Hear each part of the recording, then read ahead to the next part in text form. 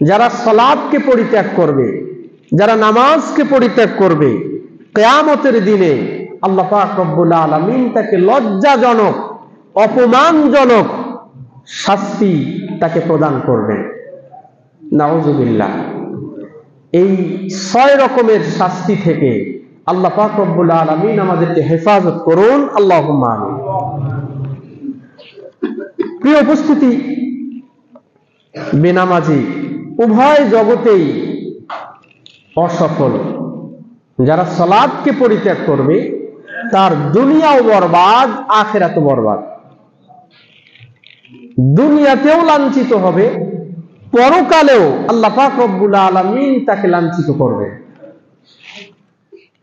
কারণ আমরা জানি যে আল্লাহ পাক রব্বুল আলামিন শুধুমাত্র সালাত পরিত্যাগকারীর জন্যই কিয়ামতের ময়দানে 6টি শাস্তির ব্যবস্থা করবেন। শুধু কিয়ামতের ময়দানে, দুনিয়ার শাস্তি ছাড়া শুধু কিয়ামতের ময়দানেই তাকে 6 রকমের শাস্তি, 6 রকমের জিল্লাত, 6 রকমের অপমানের সম্মুখীন আল্লাহ পাক রব্বুল আলামিন তাকে করবে।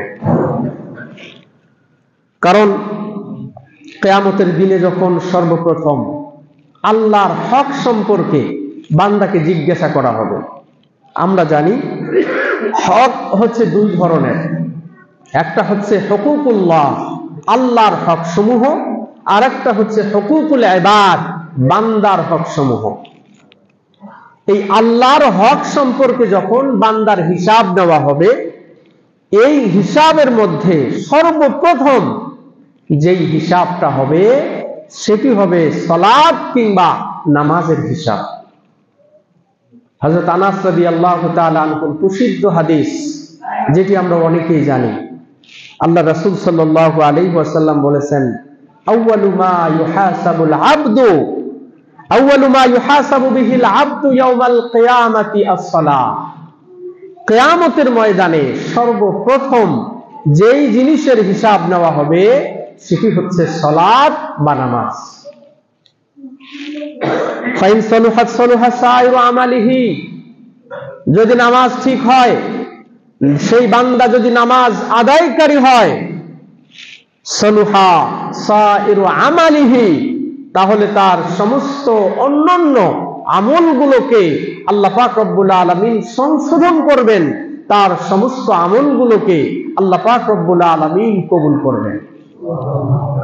ওয়াইন ফাসাদাত, যদি বেনামাজি ছিল, নামাজকে নষ্ট করেছে, নামাজকে আদায় করেনি, আল্লাহ রাসূল বলেন ফাসাদা সাইরু আমালিহি, সমস্ত আমলগুলো তার বরবাদ, সমস্ত ইবাদতগুলো তার বরবাদ।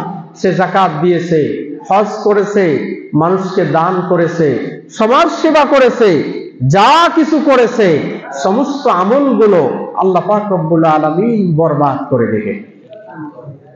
তাহলে কিয়ামতের ময়দানে সালাত পরিত্যাগকারীর সর্বপ্রথম যেটি শাস্তি তার হবে, তার কোনো আমলেই মিজানের পাল্লায় মাপা হবে না। যাকাত, হজ এবং আরো যে আমলগুলো আছে, এই আমলগুলো আল্লাহ পাক রব্বুল আলামিন পণ্ড করে দিবেন। এগুলো কোনোভাবেই আল্লাহ পাক রব্বুল আলামিন গ্রহণ করবেন না।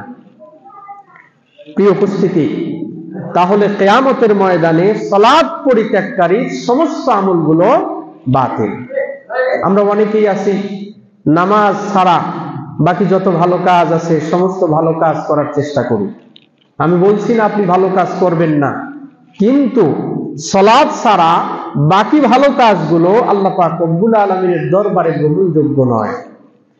ঈমান ছাড়া যেরকম যতগুলো আমল আপনি করেন না কেন, কোন আমলেই আল্লাহ পাক রব্বুল আলামিনের দরবারে গ্রহণযোগ্য হবে না, অনুরূপভাবে ঈমানের পরে সালাত ব্যতীত যত ভালো কাজই করেন না কেন, এই ভালো কাজগুলোর মূল্য আল্লাহ পাক রব্বুল আলামিন দিবেন না।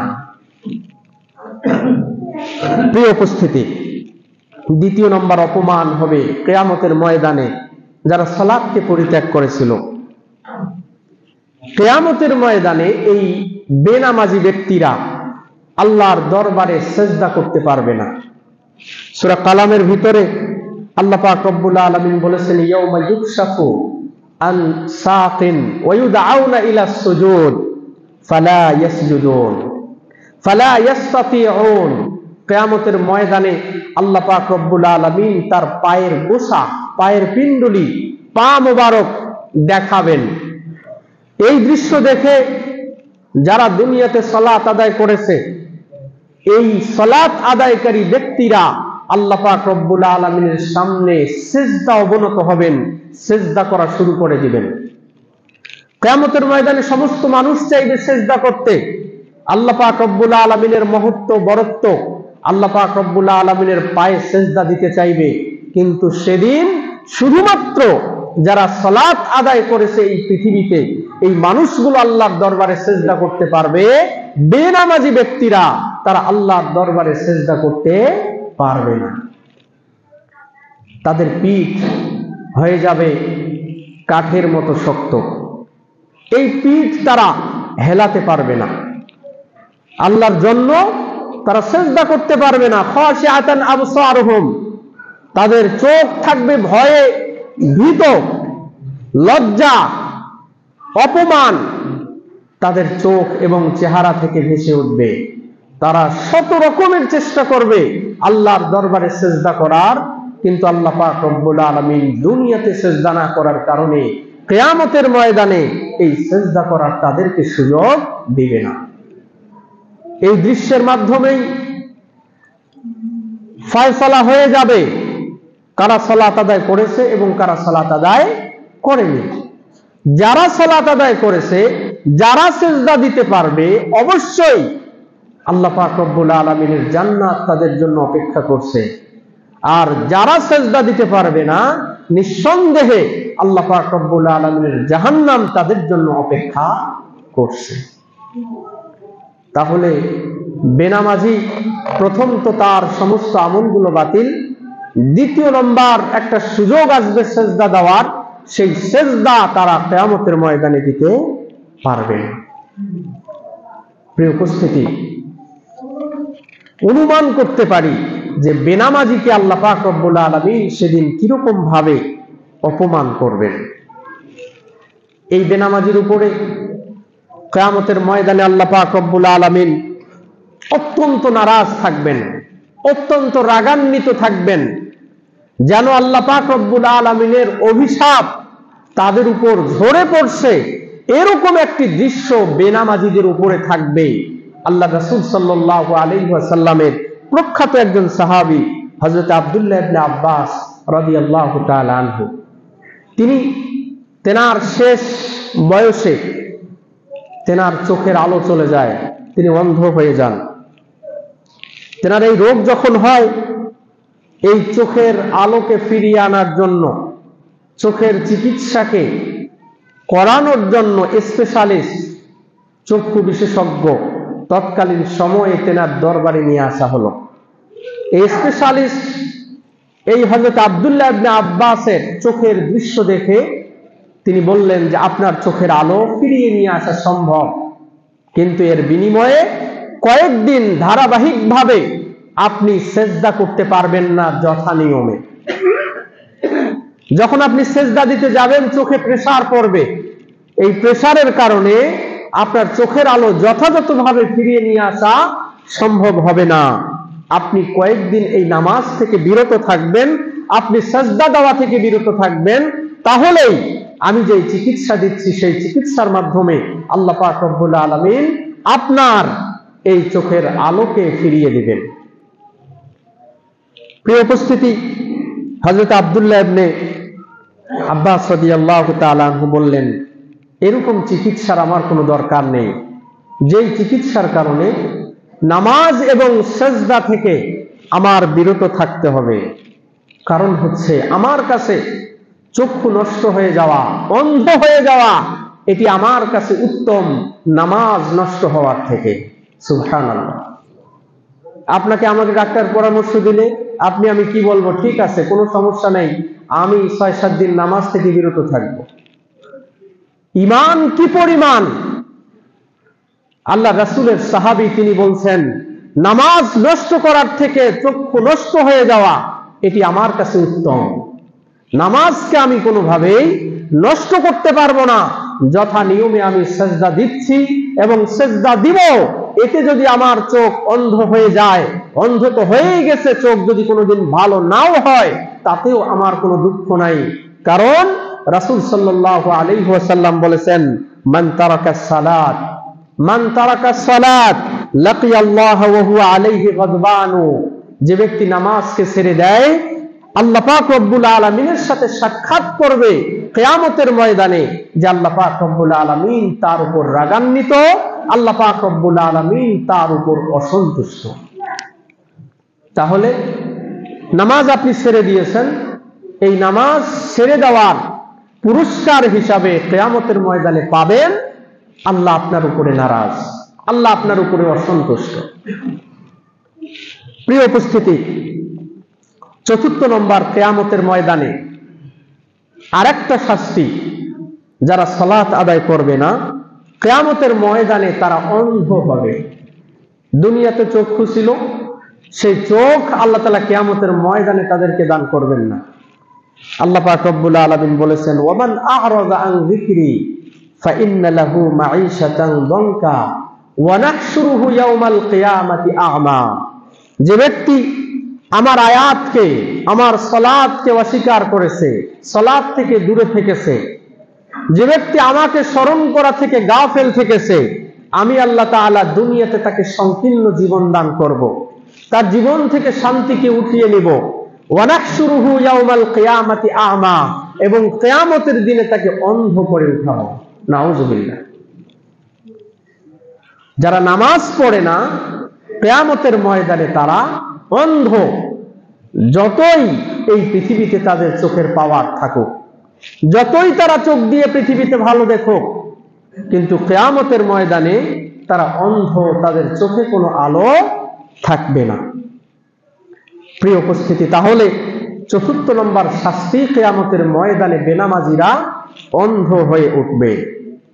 পঞ্চম নম্বর শাস্তি, আল্লাহ রাসূল সাল্লাল্লাহু আলাইহি ওয়াসাল্লাম তিনি বলেছেন, হাদিসটি বর্ণনা করেছেন হযরত সামুরা ইবনে জুনদব রাদিয়াল্লাহু তাআলা আনহু। তিনি বলেন, রাসূল সাল্লাল্লাহু আলাইহি ওয়াসাল্লামের অভ্যাস ছিল, তিনি ফজরের সালাতের পরে আগত সমস্ত মুসল্লিদেরকে জিজ্ঞাসা করতেন, তোমরা আজকে এই রাতের বেলা কোনো স্বপ্ন দেখেছো নাকি? সাহাবায়ে কেরামরা যে যেই স্বপ্ন দেখতো, আল্লাহ রাসূল সাল্লাল্লাহু আলাইহি ওয়াসাল্লাম সেই স্বপ্নের ব্যাখ্যা তিনি করতেন। একদিন এমন হলো যে আল্লাহ রাসূল সবাইকে জিজ্ঞাসা করলেন, কিন্তু কোন সাহাবী কোনো স্বপ্নের কথা বললেন না। তখন রাসূল সাল্লাল্লাহু আলাইহি ওয়াসাল্লাম বললেন, তাহলে শোনো, আমি একটি গত রাতে স্বপ্ন দেখেছি, আমি স্বপ্ন দেখেছি। আল্লাহ রাসূল সাল্লাল্লাহু আলাইহি ওয়াসাল্লাম বলেন যে গত রাতে স্বপ্নে দেখলাম আমার কাছে আল্লাহর পক্ষ থেকে দুজন ফেরেশতা আগমন করলেন। তারা আমাকে বিছানা থেকে তুললেন এবং বললেন, হে রাসূল আপনি চলুন। আমি চললাম। চলতে চলতে হঠাৎ করে এমন একজন ব্যক্তির কাছে আমাকে নিয়ে যাওয়া হলো, যেই ব্যক্তিকে চিৎ করে শুইয়ে রাখা হয়েছে, আর তার মাথার উপরে বিশাল একটা পাথর নিয়ে একজন ব্যক্তি দাঁড়িয়ে আছে। এই চিৎ করে শোয়ানো ব্যক্তিকে এই দাঁড়িয়ে থাকা ব্যক্তি বিশাল পাথর দিয়ে তার মাথাটাকে থেতলে দিচ্ছে, এমন ভাবে আঘাত করছে যার কারণে তার মাথাটা চূর্ণ বিচূর্ণ হয়ে যাচ্ছে। পাথরটা দূরে চলে যাচ্ছে, আবার সেই ব্যক্তি সেখান থেকে পাথর নিয়ে আসতে আসতেই আবার তার মাথাটা পুনরায় আগের মতো হয়ে যাচ্ছে। আবার তাকে এরকম ভাবে নিক্ষেপ করছে তার মাথায় পাথর, যার কারণে তার মাথাটা আবার দ্বিতীয়বার চূর্ণ বিচূর্ণ হয়ে যাচ্ছে। আমি জিজ্ঞাসা করলাম, হে ফেরেশতারা, কারা এরা? এরা কারা? এই ব্যক্তি কে, আর কেনই বা তাকে এরকম ভাবে শাস্তি দেয়া হচ্ছে? রাসূল সাল্লাল্লাহু আলাইহি ওয়াসাল্লামকে ফেরেশতারা উত্তর দিল, ইয়া রাসূলুল্লাহ, এরা হচ্ছে ওই সমস্ত ব্যক্তি যারা কোরআনুল কারীমকে শিখত, কোরআনুল কারীমকে পাঠ করত, কোরআনুল কারীম তাদের কাছে এসেছে, কিন্তু কোরআনুল কারীম অনুযায়ী তারা আমল করত না। কোরআন জানতো, কোরআন পড়তো, কিন্তু কোরআন অনুযায়ী আমল করত না। এটি হচ্ছে 1 নম্বর অপরাধ। দ্বিতীয় নম্বর হচ্ছে ওয়ায়ানামু আনিস সালাতিল মাকতুবাহ, এবং ফরজ সালাত থেকে তারা ঘুমিয়ে থাকতো। যখন ফরজ সালাতের আজান দেওয়া হতো, ইকামত দেওয়া হতো, নামাজকে আদায় না করে বরং তারা ঘুমিয়ে থাকতো। প্রিয় উপস্থিতি, এই দুইটি কারণে আল্লাহ রাসূল সাল্লাল্লাহু আলাইহি ওয়াসাল্লামকে ফেরেশতারা বলল যে এরকম ভাবে তাদেরকে কিয়ামত পর্যন্ত শাস্তি দেওয়া হবে। এটি মিথ্যা কোনো ঘটনা নয়। হতে পারে রাসূল সাল্লাল্লাহু আলাইহি ওয়াসাল্লামের স্বপ্ন, কিন্তু রাসূল সাল্লাল্লাহু আলাইহি ওয়াসাল্লামের স্বপ্ন এটি হচ্ছে দ্বীনের অংশ। রাসূলরা যেই স্বপ্ন দেখেন সেই স্বপ্ন মিথ্যা নয়। আপনি আমি অনেক স্বপ্ন দেখি, সেই স্বপ্ন মিথ্যা হতে পারে, কিন্তু নবী এবং রাসূলরা যেই স্বপ্ন দেখেন সেই স্বপ্ন মিথ্যা নয়। সেটি নবুয়তেরই একটি অংশ, সেটি দ্বীনেরই একটি অংশ, সেটি ইসলামেরই একটি অংশ। এবং রাসূল সাল্লাল্লাহু আলাইহি ওয়াসাল্লাম বলেছেন, কিয়ামত যত নিকটে আসবে তত নেককার মানুষের স্বপ্নগুলো, যারা নেককার মানুষ, এই নেককার মানুষগুলোর স্বপ্নগুলো বেশি বেশি সত্য হবে। কিয়ামতের পূর্বে মানুষ স্বপ্ন দেখবে, এই স্বপ্নগুলো অধিকাংশ স্বপ্নই সত্য হবে। তো প্রিয় উপস্থিতি, তাহলে 5 নম্বর যে শাস্তি সেটি হচ্ছে কিয়ামতের ময়দানে তাদেরকে এরকম ভাবে আল্লাহ পাক রব্বুল আলামিন শাস্তি দিবেন। আল্লাহ আমাদের সকলকে হেফাজত করুন, আল্লাহুম্মা আমিন। প্রিয় উপস্থিতি, 6 নম্বর যে শাস্তি, যারা বেনামাজি ব্যক্তি, যারা সালাত আদায় করে না, কাল কঠিন কিয়ামতের দিনে আল্লাহ পাক রব্বুল আলামিন বড় বড় সন্ত্রাসী, বড় বড় পাপী, এই পাপীদের সাথে আল্লাহ পাক রব্বুল আলামিন তাদেরকে উপস্থিত করবেন। রাসূল সাল্লাল্লাহু আলাইহি ওয়াসাল্লাম বলেছেন, ওয়ামান লাম ইউহাফিজ আলাইহা লাম ইয়াকুল লাহু নূরুন ওয়ালা বুরহানুন ওয়ালা নাজাতুন ওয়া কানা ইয়াউমাল কিয়ামাতি মা কারুন ওয়া ফিরআউনা ওয়া হামানা ওয়া উবাই ইবনে খালফ। যারা সালাত আদায় করবে না তাদের জন্য কিয়ামতের ময়দানে কোনো আলো থাকবে না, চতুর্দিকে অন্ধকার মনে হবে তাদের। ওয়ালা বুরহানুন, তাদের জন্য কোনো দলিল, তাদের জন্য কোনো রকমের প্রমাণ থাকবে না জান্নাতে যাওয়ার জন্য। ওয়ালা নাজাতা, কিয়ামতের ময়দানে তাদের জন্য কোনো মুক্তি মিলবে না। আর যারা সালাত আদায় করবে, কিয়ামতের ময়দানে সালাত তাদের জন্য নূর হবে, আলো হবে, তাদের জন্য দলিল হবে, এবং সালাত তাদের জন্য মুক্তির কারণ হবে। আল্লাহ রাসূল বললেন, ওয়া কানা ইয়াউমাল কিয়ামাতি মা কারুনা, তাদের হাসর হবে এই পৃথিবী বিখ্যাত ধনাঢ্যশীল ব্যক্তি কারুনের সাথে। কারুন, যাকে আল্লাহ পাক রব্বুল আলামিন জমিনের মধ্যে ধসিয়ে দিয়েছেন, যাকে আল্লাহ পাক রব্বুল আলামিন জমিনের মধ্যে দাবিয়ে দিয়েছেন, বেনামাজির হাসর হবে এই কারুনের সাথে। ওয়া ফিরআউনা, জগৎ বিখ্যাত আরেকজন পাপী, যে নিজেকে রব হিসাবে দাবি করেছিল, এই পাপীর সাথে ফেরাউন, এই ফেরাউনের সাথে বেনামাজিদের হাসর হবে। ও হামানা, ফেরাউনের একজন মন্ত্রী ছিল, নাম ছিল হারুন, হামান, এই হামানের সাথে আল্লাহ পাক রব্বুল আলামিন বেনামাজিদের হাসর করবেন। রাসূল সাল্লাল্লাহু আলাইহি ওয়াসাল্লামের জামানায় জগৎ বিখ্যাত একজন মুনাফিক ছিল, নাম হলো উবাই ইবনে খালফ। সেই উবাই ইবনে খালফের সাথে বেনামাজিদের হাসর হবে। প্রিয় উপস্থিতি, তাদের সাথে হাসর হওয়া তো দূরের কথা, আজকে দুনিয়ার দিকে লক্ষ্য করুন, কোন মানুষ কারুন নামে কারো নামকরণ করে না। ফেরাউন যত বড়ই বাদশা হোক না কেন, পৃথিবীতে এমন একটা নাম পাবেন না যেই নামটা ফেরাউন নামে নামকরণ করা হয়েছে। হ্যাঁ, রূপকর্থে কারো কার্যকলাপের কারণে আমরা অনেককেই ডাকি যে এই লোকটা হচ্ছে ফেরাউনের মতো, এটি আমরা বলি, কিন্তু আজ পর্যন্ত এত বিশাল একজন বাদশা হওয়ার পরেও এখন পর্যন্ত কেউ কারো সন্তানের নাম ফিরাউন কিংবা কারুন রাখেনি। কেউ নাম রাখেনি হামান, কেউ নাম রাখেনি উবাই ইবনে খালফ। তার মানে তারা এতটাই নিকৃষ্ট, এতটাই সারা পৃথিবীতে তারা অপমানিত, অপমানজনক জীবন যাপন করেছে যে এদের নামগুলো পর্যন্ত কেউ রাখতে চায় না। অথচ এই বেনামাজিদেরকে কাল কঠিন কিয়ামতের দিনে এই সমস্ত মানুষের সাথেই তাদেরকে রাখা হবে। তাহলে বেনামাজি আমাদের সমাজের মধ্যে কত জঘন্য অপরাধী, অথচ এই অপরাধকে আজকে সমাজের মানুষেরা অপরাধী মনে করে। চুরি করলে মনে করে এই বিশাল বড় অপরাধ করেছে, জেনা করলে মনে করে যে বিশাল বড় অপরাধ করেছে, ডাকাতি করলে মনে করে যে বিশাল বড় অপরাধ করেছে, মানুষকে হত্যা করলে মনে করে বিশাল বড় অপরাধ করেছে। অথচ এই সবগুলো অপরাধের থেকে বড় অপরাধী হচ্ছে ওই সমস্ত ব্যক্তি, যেই সমস্ত ব্যক্তি সালাতকে আদায় করে। প্রিয় উপস্থিতি, আল্লাহ পাক রব্বুল আলামিন আমাদের সকলকেই নামাজি হওয়ার তৌফিক দান করুন, আল্লাহুম্মা আমিন। প্রিয় উপস্থিতি, এ তো গেল আমাদের নামাজ আমরা যারা আদায় করি না, আল্লাহ পাক রব্বুল আলামিন তাদের শাস্তি দুনিয়াতে এবং আখিরাতে কি পরিমাণ দিবেন এই বর্ণনা। এখন আমরা যে বিষয়টি আলোচনা করতে চাই সেটি হচ্ছে যে দুনিয়াতে এমন অনেক নামাজি আছে যেই নামাজির নামাজ কাল কঠিন কিয়ামতের দিনে কোনো কাজে আসবে না। প্রিয় উপস্থিতি, আমরা পূর্বের আলোচনা থেকে জানলাম যে সব থেকে গুরুত্বপূর্ণ ফরজ, ইমানের পরে সব থেকে গুরুত্বপূর্ণ ফরজ হচ্ছে 5 ওয়াক্ত সালাত।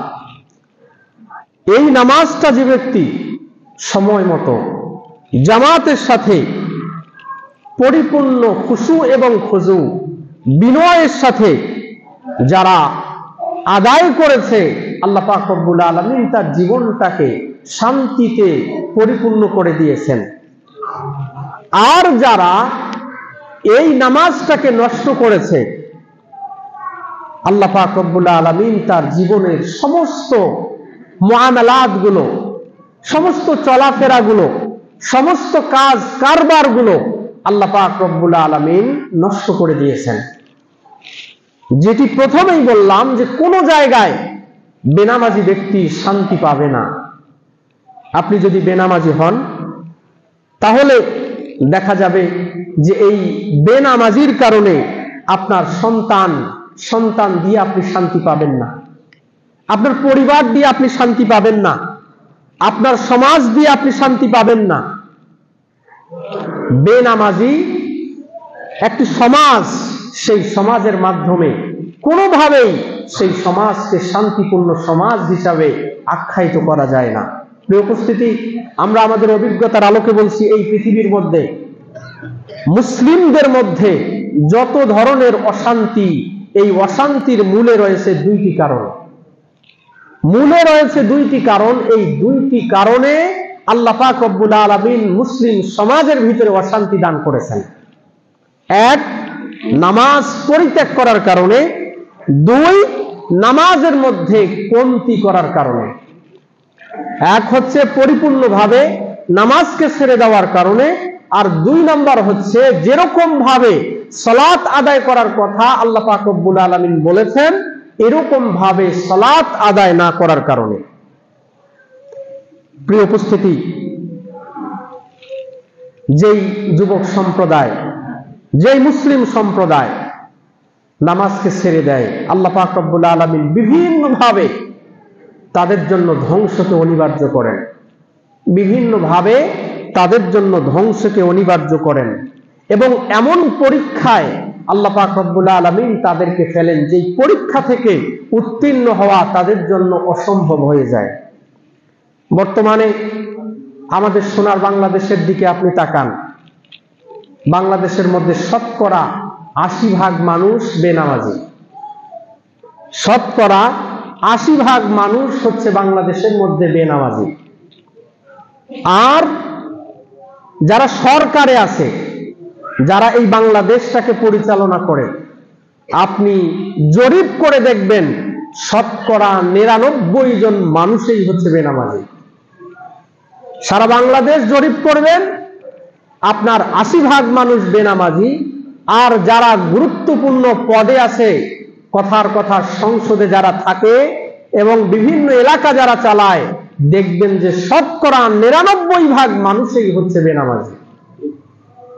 তাহলে যেই সমাজের 80% মানুষ বেনামাজি, যেই সমাজের সরকার চালায়, দেশ চালায়, এরকম সরকারে 99% মানুষ হচ্ছে বেনামাজি, সেই সমাজটা, সেই দেশটা আল্লাহর রহমত থেকে কিরকম শূন্য, এটি আপনি আমি অনুমান করতে পারি।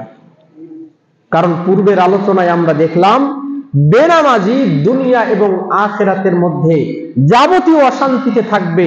সুতরাং আমাদের সমাজের মধ্যে অধিকাংশ মানুষ বেনামাজি হওয়ার কারণে আজকে আমাদের সমাজের মধ্যে আমরা অশান্তিতে ভুগছি। প্রিয় উপস্থিতি, এখন খেয়াল করুন, এই যে 20% মানুষ আমরা নামাজি, এই 20% মানুষের মধ্য থেকে আপনি লক্ষ্য করুন যে কয় পার্সেন্ট মানুষ রাসূল সাল্লাল্লাহু আলাইহি ওয়াসাল্লামের দেয়া পদ্ধতিতে সালাত আদায় করি। আল্লাহ পাক রব্বুল আলামিন যেরকম ভাবে সালাত আদায় করতে বলেছেন, এরকম ভাবে সালাত আমরা আদায় করি। এই 20% মানুষের মধ্যে যদি জরিপ করা হয়, তাহলে দেখা যাবে যে 5% মানুষ হয়তো সত্যিকার অর্থেই রাসূল সাল্লাল্লাহু আলাইহি ওয়াসাল্লামের দেয়া পথ এবং পদ্ধতি এবং আল্লাহ পাক রব্বুল আলামিনের দেয়া পথ এবং পদ্ধতি অনুযায়ী সালাত আদায় করে। প্রিয় উপস্থিতি, তাহলে কি পরিমাণ অশান্তি আমাদের বাংলাদেশে হওয়া দরকার, কি পরিমাণ অশান্তিতে বাংলাদেশের মানুষ ভুগছে এবং কি কারণে ভুগছে, এটি আমরা ভালোভাবে অনুমান করতে পারি। প্রিয় উপস্থিতি, আজকে সমাজের মধ্যে যেই দুর্ভোগ, যেই দুর্নীতি, লক্ষ লক্ষ কোটি কোটি টাকা বাংলাদেশ থেকে পাচার হয়ে বিদেশের মধ্যে চলে গেছে, এটির কারণ যদি আপনি তালাশ করেন, সেটি হচ্ছে সালাতকে যথাযথভাবে মূল্যায়ন না করার কারণে, সালাতকে যথাযথভাবে আদায় না করার কারণে। গত সপ্তাহে বলেছিলাম, মুসলিম সেনাপতি, দ্বিতীয় ইসলামের দ্বিতীয় খলিফা হযরত ওমর বলেছেন, হযরত ওমর রাদিয়াল্লাহু তাআলা আনহু তিনি বলেছেন এবং কঠোরভাবে বলেছেন যে নামাজের ব্যাপারে তোমাদের গাফলতি, নামাজের ব্যাপারে তোমাদের উদাসীনতা, এটি কখনো বরদাস্ত করা হবে না। রাষ্ট্রীয়ভাবে তিনি ঘোষণা দিচ্ছেন, তুমি যেই হও না কেন, কোনোভাবেই এই নামাজের ব্যাপারে গাফলতি বরদাস্ত করা হবে না, সহ্য করা হবে না। কারণ রাসূল সাল্লাল্লাহু আলাইহি ওয়াসাল্লামের বক্তব্য থেকে আমরা এতটুকু জেনেছি, যার নামাজ ঠিক তার সবকিছুই ঠিক, আর যে ব্যক্তির নামাজকে ঠিক করে না, সে ব্যক্তির সব কিছুই বেঠিক। সুতরাং নামাজকে পরিত্যাগ করে তুমি যদি দুর্নীতি মুক্ত বাংলাদেশ করতে চাও, পারবে না। নামাজকে ঠিক না করে যদি তুমি দুর্নীতি এবং অশান্তি মুক্ত বাংলাদেশ করতে চাও, এটি কোশ্চিনকালেও তোমার জন্য ঠিক হবে না। নামাজ যদি তোমার ঠিক থাকে, তাহলে প্রত্যেকটি সেক্টরে দেখা যাবে যে আল্লাহ পাক রব্বুল আলামিন শান্তি এবং দুর্নীতি মুক্ত একটি সমাজকে তৈরি করে দেবেন।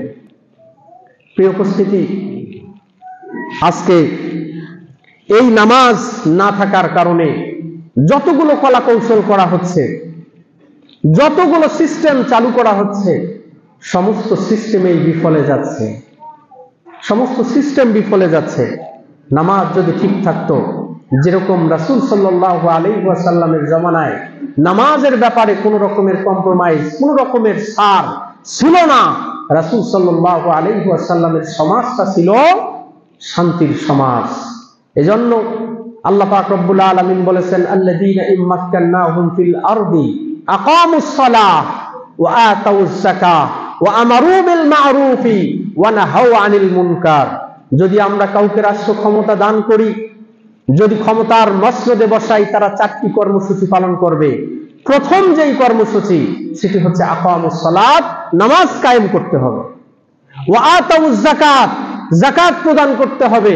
ওয়া আমারু বিল মা'রুফ ওয়া নাহাউ আনিল মুনকার, সৎ কাজের আদেশ এবং অসৎ কাজ থেকে বারণ করতে হবে। এই 4টি কর্মসূচি যদি কোনো সমাজের মধ্যে বাস্তবায়ন করা হয়, আশা করা যায় আল্লাহ পাক রব্বুল আলামিন সেই সমাজ থেকে দুর্নীতিকে চিরতরে দূর করে দেবে। প্রিয় উপস্থিতি, বলছিলাম যে অশান্তির মূল কারণ হচ্ছে 2। 1, নামাজকে পরিত্যাগ করা। 2, নামাজের মধ্যে কমি করা। রাসূল এবং আল্লাহ যেরকম ভাবে সালাতের ব্যাপারে নির্দেশনা দিয়েছেন, সেই রাস্তা এবং সেই বিধান থেকে ফিরে আসার কারণে আল্লাহ পাক রব্বুল আলামিন এরকম সমস্যা আমাদের সমাজের মধ্যে দিয়েছেন। প্রিয় উপস্থিতি, সামান্য কিছু আলোচনা মনোযোগ সহকারে শুনুন। দেখুন, নামাজের মধ্যে কমি করা, আল্লাহ শুধু বলেন নাই যে তোমরা নামাজ পড়ো। আল্লাহ এরকম বলেছেন? আল্লাহ এরকম বলেন নাই যে তোমরা নামাজ পড়ো, বরং আল্লাহ পাক রব্বুল আলামিন বলেছেন সফল কাম হচ্ছে ওই নামাজি, কদ আফলাহাল মুমিনুন, মুমিনদের মধ্যে সফল কাম মুমিন হচ্ছে ওই মুমিন আল্লাযীনা হুম ফি সালাতিহিম খাশিউন, যারা নিজেদের সালাতের মধ্যে বিনয় অবনত, যারা বিনয়ী, যেরকম ভাবে সালাত আদায় করা দরকার এরকম ভাবেই সালাত আদায় করেছে। রাসূল যেরকম ভাবে সালাত আদায় করেছে, সাহাবায়ে কেরাম যেরকম ভাবে সালাত আদায় করেছে, এরকম ভাবেই যারা সালাত আদায় করবে, আল্লাহ বলেছেন কদ আফলাহাল মুমিনুন, এই মুমিনগুলোই হবে কিয়ামতের ময়দানে সফলকাম। প্রিয় উপস্থিতি, আজকে আমরা আমাদের বাড়িটাকে মানসম্মতভাবে তৈরি করার চেষ্টা করি, ব্যবসা বাণিজ্যটাকে মানসম্মতভাবে ব্যবসা বাণিজ্য করার জন্য চেষ্টা করি। দুনিয়াবি যতগুলো আয়োজন আছে, সমস্ত আয়োজনগুলোকে আমরা চাই যে মানসম্মত হোক, কিন্তু নামাজ, সালাত, এই যে একটা আমল আছে, গুরুত্বপূর্ণ আমল, এটি আপনার আমার মানসম্মত হোক, আল্লাহর দরবারে গ্রহণযোগ্য হোক, এরকম চেষ্টা প্রচেষ্টা থেকে আমরা অনেকেই পিছিয়ে। সালাত আদায় করি, কিন্তু সালাতের ভিতরে এমন কমি, এমন দুর্বলতা, যেটি সালাত নাকি সালাত নয়, এটি আমাদের বোঝার কোনো রকমের ক্ষমতা নাই। আমরা বুঝতে চাই না যে এই সালাত আল্লাহর দরবারে কবুল হচ্ছে নাকি হচ্ছে না, এটি আমরা বুঝতে চাই না, অনুমান করতে চাই না। আসুন আল্লাহ আমাদের সকলকেই বুঝার তৌফিক দান করুন, আল্লাহুম্মা আমিন। প্রিয় উপস্থিতি, একটি কথা মনোযোগ সহকারে শ্রবণ করুন, সেটি হচ্ছে আপনার নামাজ ভালো তো আপনি ভালো, আপনার নামাজ ভালো তো আপনার ঈমান ভালো, আপনার নামাজ ভালো তো আপনার পরিবার ভালো, আপনার নামাজ ভালো তো আপনার সন্তান ভালো, আপনার নামাজ ভালো তো আপনার সমাজটা ভালো, আপনার নামাজ ভালো তো দুনিয়া থেকে যাওয়াটা হবে আপনার জন্য ভালো, আপনার নামাজ ভালো কবরটা হবে আপনার জন্য ভালো, নামাজ ভালো কাল কঠিন কিয়ামতের দিনে আল্লাহ পাক রব্বুল আলামিনের সামনে দাঁড়ানোটা হবে আপনার জন্য ভালো। কতগুলো জিনিসের কেন্দ্রবিন্দু হচ্ছে এই সালাত, অথচ আপনার আমার বেখেয়ালের কারণে এই সালাতটাকে আমরা কি পরিমাণ নষ্ট করতেছি। প্রিয় উপস্থিতি, সালাত আদায় করলেন যে সালাত আল্লাহর কোরআন এবং রাসূল সাল্লাল্লাহু আলাইহি ওয়াসাল্লামের হাদিস অনুযায়ী হলো না, কিয়ামতের ময়দানে ওই সালাতকে পেঁচিয়ে আল্লাহ পাক রব্বুল আলামিন আপনার মুখের মধ্যে মারবেন, আপনার মুখের মধ্যে মারবেন, বান্দা তোমার এই সালাতের কোনো প্রয়োজন নেই। প্রিয় উপস্থিতি, যেই সালাতের মধ্যে বিনয় নেই, যেই সালাতের মধ্যে খুশু এবং খুজু নেই, আল্লাহ পাক রব্বুল আলামিন সেই সালাতকে গ্রহণ করবেন না। প্রিয় উপস্থিতি, আসুন আমরা কয়েকটি বিষয় জানার চেষ্টা করি যে নামাজ পড়বে, কিন্তু নামাজ পড়ার পরেও আল্লাহ পাক রব্বুল আলামিন বলেছেন যে সেই নামাজ তার কোনো রকমের কাজে আসবে না।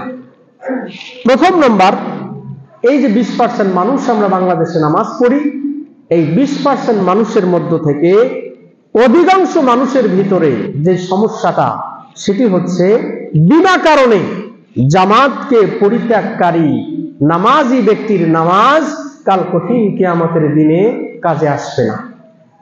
বিনা প্রয়োজনে, বিনা ওজরে জামাতকে পরিত্যাগকারী ব্যক্তির সালাত কিয়ামতের ময়দানে আল্লাহ পাক রব্বুল আলামিনের দরবারে গ্রহণযোগ্য হবে না। প্রিয় উপস্থিতি, লক্ষ্য করুন আজকের ফজরে এই মসজিদে কয়জন মানুষের জামাত হয়েছিল। খেয়াল করুন গতদিনে এশার সালাতে কত মানুষের জমায়েত এই মসজিদের মধ্যে হয়েছিল।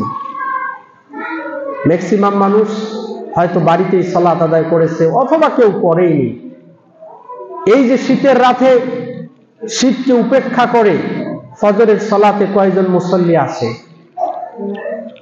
প্রিয় উপস্থিতি, এই বিনা জামাতে যেই ব্যক্তিগুলো বিনা উজরে সালাত আদায় করলো বাড়িতে, আল্লাহ পাক রব্বুল আলামিনের বিধান অনুযায়ী, রাসূল সাল্লাল্লাহু আলাইহি ওয়াসাল্লামের হাদিস অনুযায়ী এই সমস্ত ব্যক্তির সালাত আল্লাহ পাক রব্বুল আলামিনের দরবারে গ্রহণযোগ্য নয়।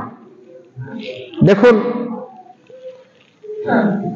নামাজ জামাতের সাথে আদায় করা এত গুরুত্বপূর্ণ যে ভয়ের অবস্থা, যুদ্ধের ময়দানেও আল্লাহ রাসূল সাল্লাল্লাহু আলাইহি ওয়াসাল্লাম জামাতের সাথে সালাত আদায়ের বিধান জারি করে দিয়েছেন।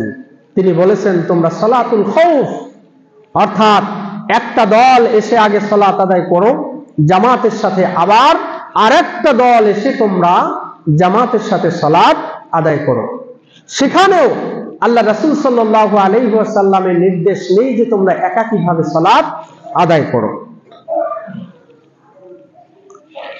তাহলে যুদ্ধের ময়দান সবথেকে ভয়াবহ একটা অবস্থা, সেখানেও জামাতের গুরুত্ব আল্লাহ রাসূল সাল্লাল্লাহু আলাইহি ওয়াসাল্লাম দিয়েছেন।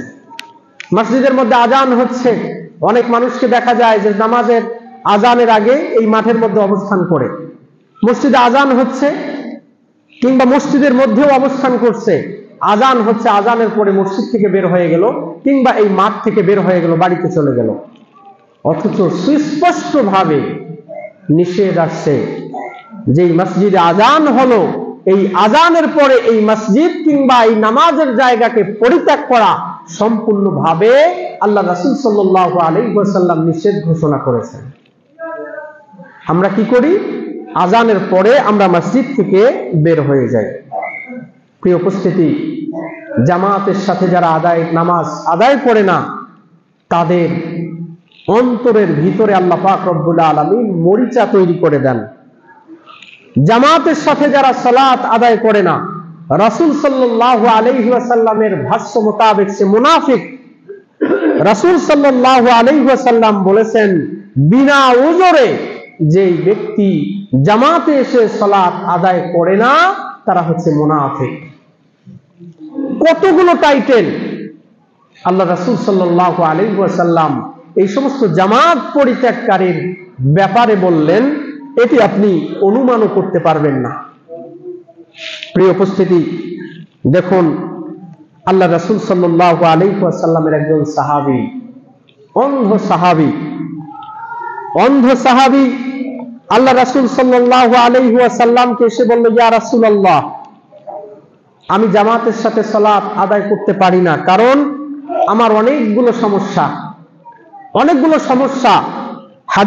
কয়েকটা হাদিসের আলোকে তার কি কি সমস্যা ছিল এই সমস্যাগুলো উঠে এসেছে।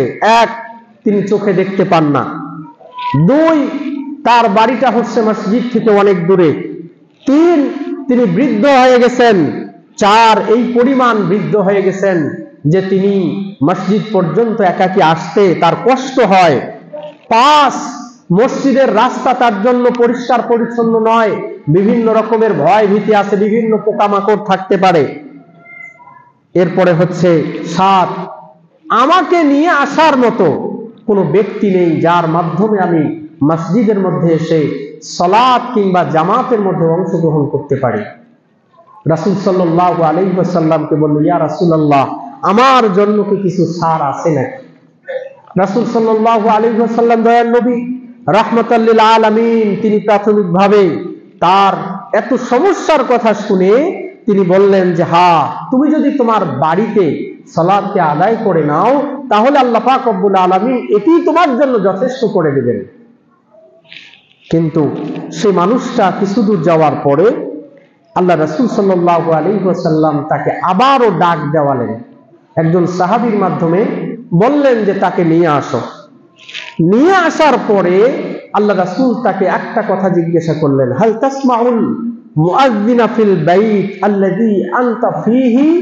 হে সাহাবী, তুমি যেখানে অবস্থান করো সেই জায়গা থেকে মুয়াজ্জিনের আযান কি তোমার কানে পৌঁছায়?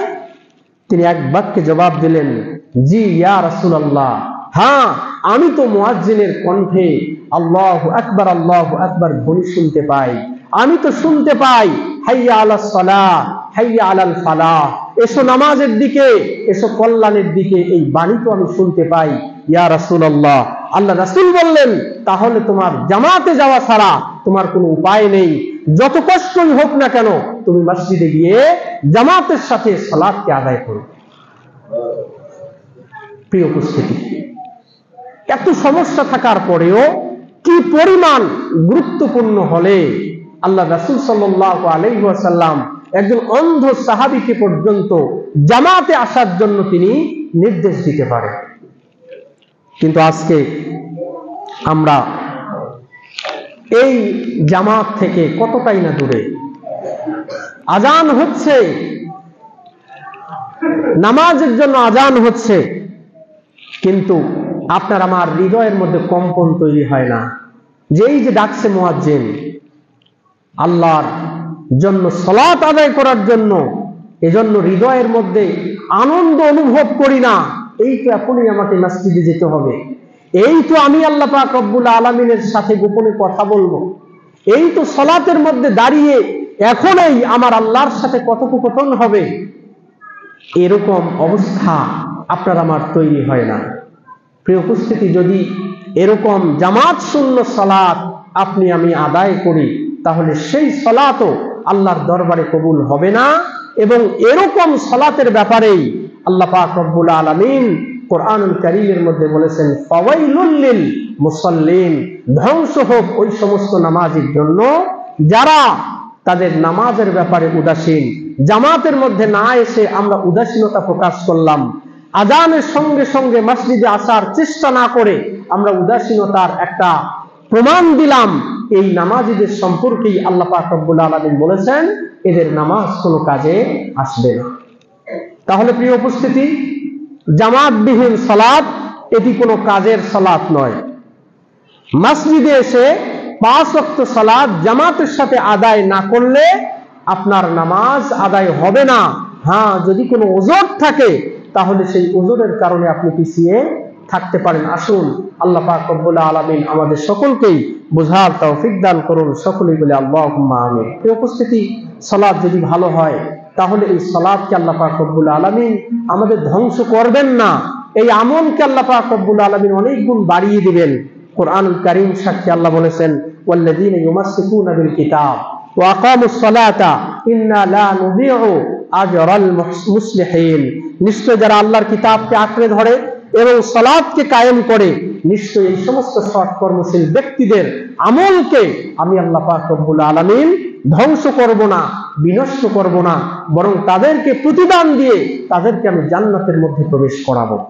আসুন আল্লাহ পাক রব্বুল আলামিন আমাদের সকলকেই জান্নাতে নিয়ে যাওয়ার মতো সালাত আমাদেরকে আদায় করার তৌফিক দান করুন। সকলে বলে আল্লাহুম্মা আমিন। প্রিয় উপস্থিতি, সময়ের সংক্ষিপ্ততার কারণে আজকেও এই বিষয়ে আলোচনা অসমাপ্ত থেকে গেল। আল্লাহ পাক রব্বুল আলামিন যদি তৌফিক এনায়েত করেন, আগামী সপ্তাহে আমরা এই আলোচনারই বাকি অংশ আমরা করার চেষ্টা করব, কারণ সালাত হচ্ছে খুবই গুরুত্বপূর্ণ। আগামী সপ্তাহের আমাদের যেই বিষয়টা থাকবে সেটি হচ্ছে এরকম নামাজি যেই নামাজের কোনো নামাজ কাল কঠিন কিয়ামতের দিনে কাজে আসবে না। আল্লাহ আমাদের সকলকেই শোনার তৌফিক দান করুন এবং মানার তৌফিক দান করুন। আল্লাহুম্মা আমিন। বারাকাল্লাহু লানা ওয়া